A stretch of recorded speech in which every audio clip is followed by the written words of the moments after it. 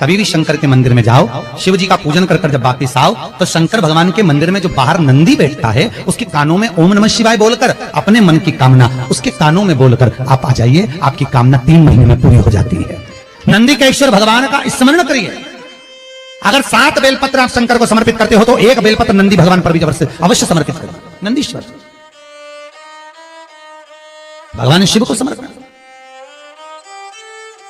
1 बेलपत्र नंदी के ईश्वर की ओर चढ़े। और बहुत ध्यान दीजिए महाराज, अगर कोई काम अटक रहा है, नहीं हो रहा, बहुत प्रयास करा, तो भगवान शंकर के मंदिर में 5 बेलपत्र चढ़ाइए। और शंकर भगवान की जो छोटी लड़की है अशोक सुंदरी, आपको बताया था ना अशोक सुंदरी का स्थान, भगवान शंकर की 6 लड़कियां हैं, उसमें से सबसे छोटी लड़की अशोक सुंदरी की जगह पर 1 बेलपत्र चढ़ाइए।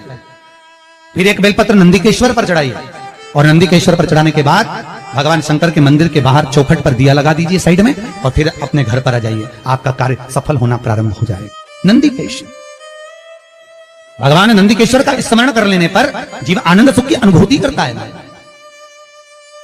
आनंद सुख को पाता। भगवान नंदीकेश्वर का पूरी दुनिया में केवल एक केदारनाथ ही एक ऐसा है जहां पर ओम कुंड विराजमान है। कौन सा कुंड है वहां पर? ओम कुंड।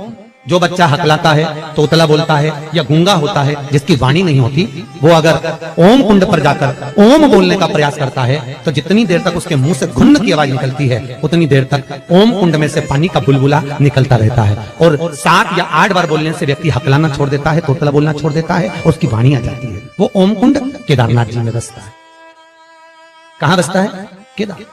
केदारेश्वर।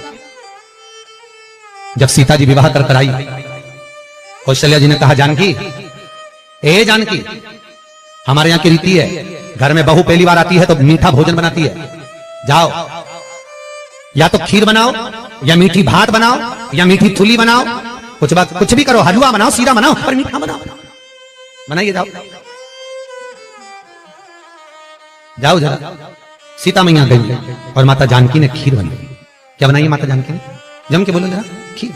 और सीता जी ने खीर बनाई, कौशल्या के कई, सुमित्रा, दशरथ जी सबको दे दी, सब खाने के लिए बैठे। अब जैसे ही खीर खाने के लिए बैठते तुरंत एक तेज हवा का संचार हुआ। बहुत तेज हवा चली, बहुत तेज। और जैसे ही हवा चली, एक कचरा दशरथ जी के कटोरे में खीर में जाकर गिर गया। एक तिनका, एक कचरा दशरथ जी के कटोरे। सीता जी खीर परोसकर इधर से निकल रही थी, उन्हें दशरथ जी के कटोरे में खीर में तिनका देखा, कचरा देखा। तो सीता जी को लगा, पहली बार तो मैं अपने ससुर को भोजन करा रही हूं, पहली बार तो मैं अपने ससुर को भोग लगा रही हूं। अगर ससुर के कटोरे में कचरा दिखेगा, तिनका दिखेगा, तो ससुर क्या कहेंगे? ये ससुर कहेंगे क्या कि मेरी बहू ने मुझे खाना दिया, भोजन दिया और उसमें भी कचरा दे दिया, और पहली बार तो मैं भोजन दे रही हूं, करूं क्या? सीता जी रसोई घर में गई और रसोई घर में जाकर माता जानकी ने, माता सीता रसोई घर में पहुंचते सीता जी झरोके में से, खिड़की में से जो कटोरे में तिनका पड़ा था खीर के अंदर, मां जानकी उस तिनके को निगाहों से देखने लगी। ऐसी निगाह से जानकी जी ने देखा, सीता ने देखा कि वो कचरा कटोरे के अंदर ही जलकर भस्म हो गया। वो तिनका कटोरे में ही जल गया, बस। अब तिनका कटोरे में जब जलकर भस्म हुआ, दशरथ जी ने देख ली। और दशरथ जी ने देखा, तुरंत दशरथ जी उठकर सीता के पास में गए। तुरंत, जानकी, जानकी, पिताजी आप आए हो, आओ बैठो। पिताजी रसोई घर में आए आप, मुझे बुलाते मैं आती दौड़कर, आप रसोई घर में क्यों आए पिताजी? कैसे आना हुआ? कैसे आए हो? बोलो। दशरथ जी ने कहा, बहू आज तुझसे कुछ मांगना है। पिताजी मुझसे?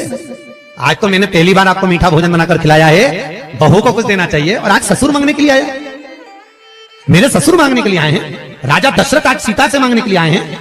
ये क्या? बहू आज मुझे तुझसे कुछ मांगना है, देगी? हाँ पिताजी, मांगो, क्या चाहिए? सीता, पहले राम की सौगंध था कि तुझसे जो मांगूंगा तुझे देना पड़ेगा। सीता जी कहती हैं, प्रभु पिताजी मैं भले सौगंध न खाऊं पर जो मांगोगे दे दूंगी, बोलो क्या चाहिए? बोलो ससुर जी आपको क्या चाहिए? पिताजी क्या चाहिए?